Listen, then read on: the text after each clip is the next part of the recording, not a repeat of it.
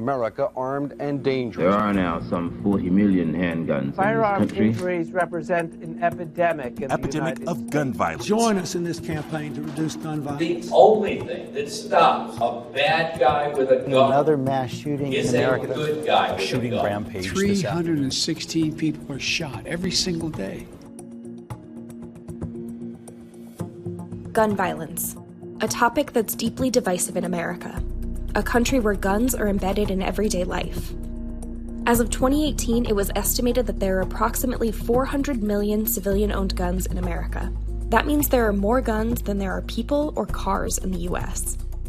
By comparison, Americans own more guns per capita than any other country, accounting for about 40% of the world's total gun ownership. And that number is likely to increase. Since 2008, the US firearm industry's worth grew 232%, making it a $63.5 billion industry in 2020. But the reason for division over gun ownership isn't just because the US owns the most guns. It's because it also has the highest rate of mass shootings, gun-related homicides, and firearm suicides among similarly developed nations. Our politics is just not being incentivized to pay attention to the things that would actually reduce gun violence. This is the job of public health, to help the most vulnerable, to stand up for them. So how did we get here? How has the right to own a gun become a divisive American ideal?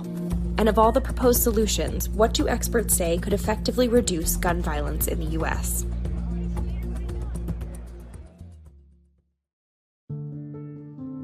Around the 19th century, there were at least 9 countries that had the right to bear arms in their constitution. But as years passed, most of these countries made changes revoking or limiting gun rights. As of 2021, only 3 countries cite the right to bear arms in their constitution. And the United States is one of them. The Second Amendment activism was not at the center of early gun culture, and for a long time, most people in the US owned guns, but it was really for hunting, target shooting. It was associated with masculinity, so it was kind of a rite of passage, but it was not about rights and the law. The idea of gun control didn't really enter the national conversation until 1934, following a mass shooting in Chicago. Most gun regulation laws were passed without much opposition until 1968, when President Lyndon B. Johnson signed the Gun Control Act. But this started to change years later when the NRA became an advocacy organization centered on the Second Amendment, bringing with it a huge influx of money.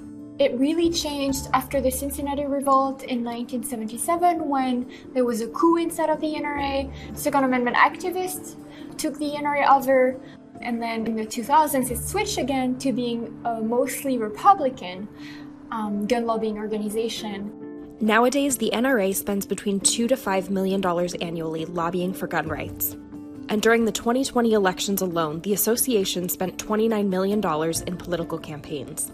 And we believe in freedom and liberty and the right to keep and bear arms. In 1983, the CDC really started looking at gun violence as a public health problem when they created the Violence Epidemiology Branch. The NRA looked at this and they said, if you do this research, it's going to end up in everyone losing their guns. It's either the research or your guns. You can't have both. You've got to decide. This was misinformation, but it was a powerful strategy for the NRA. Eventually, Congress deferred funding for gun violence research by passing the Dickey Amendment in 1996, which prohibited the CDC from using federal funding to advocate or promote gun control. After its implementation, the CDC spent more than 20 years without the resources to conduct significant research on gun violence. It was a threat. It was a shot across the bow.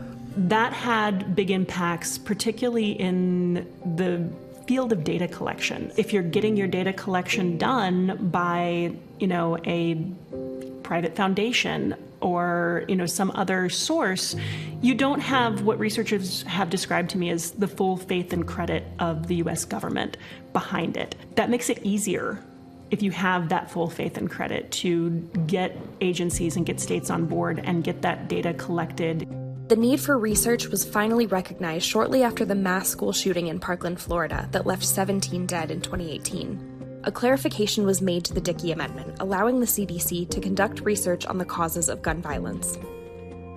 This research is going to find those ways that we can keep guns out of the hands of people who shouldn't have them without infringing on the rights of those people who should. But in order to understand how we can potentially reduce gun violence, let's first dive into the numbers around it. Each year, approximately 40,000 people die in America from firearm injuries. The US saw the peak of gun ownership in 1993, with an estimated 51% of households owning a gun. That same year, gun homicides also reached its peak. You know, when all you have is a hammer, everything looks like a nail. When you have easy access to guns and you have lots of guns available to you, more problems look like problems that can get solved with them. There very much is a correlation between the number of guns in a place and the number of gun deaths in a place. And that's something that you can see consistently across the board year after year. The places that have more guns have more gun deaths. But if you look at just the injuries and deaths, you're missing a very big part of the problem. For every individual life that's destroyed, there's a family that's destroyed. There's a community that's shattered. The cost of anxiety, of fear and worry is tremendous. And while most gun owners cite safety and protection as their reason for owning a firearm, research shows that having a gun in your home doesn't necessarily keep you safer.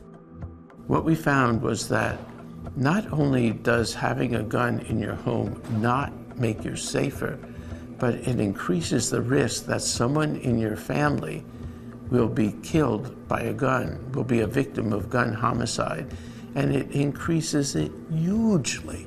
Not by 10, 15, 20, 25%, not by 100%, by 200%. The risk that someone in your family will be shot and killed with a gun triples. And the risk that someone in your family will commit suicide with a gun goes up 400%. It's multiplied 5-fold. And suicides make up the largest portion of firearm deaths. 2/3 of all gun deaths in America are suicides. And most of the people that are killing themselves with guns in the US are older white men who are gun owners. Then you have another 1/3 that are homicides. When you're talking about the homicides, you're predominantly talking about younger black men.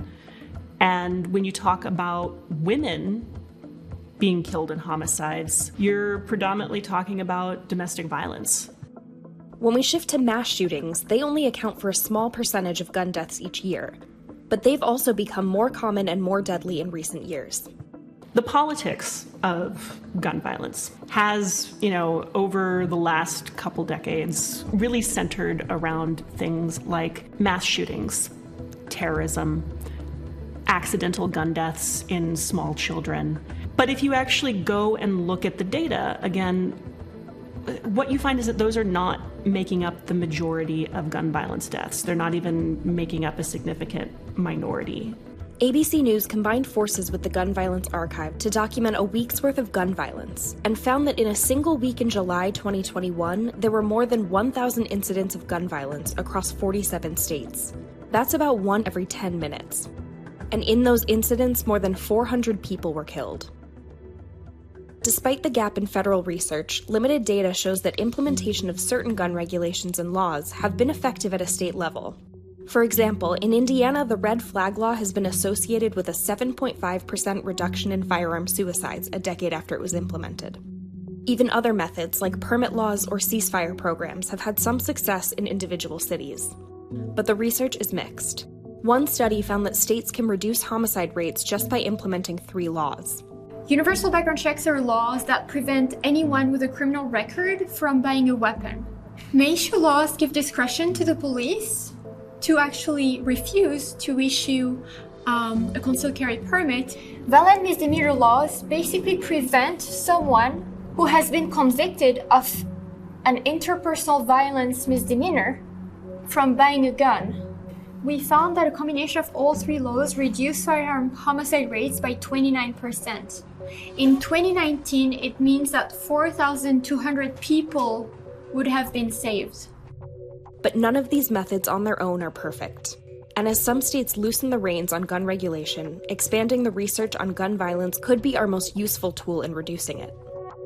Having more consistent data and more long-term sets of data, those things really can help us find solutions. Most gun owners actually support gun violence prevention laws.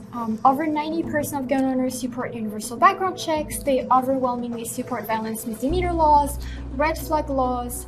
And really what's interesting is that they don't know that others do. They're influenced by hearing the vocal minority all the time. We can find ways to keep guns out of the hands of people who shouldn't have them without infringing on the rights of law-abiding gun owners. And that gives us so many ways forward if we work on it together, if we use the science, and if we focus on prevention. This is a problem we can solve.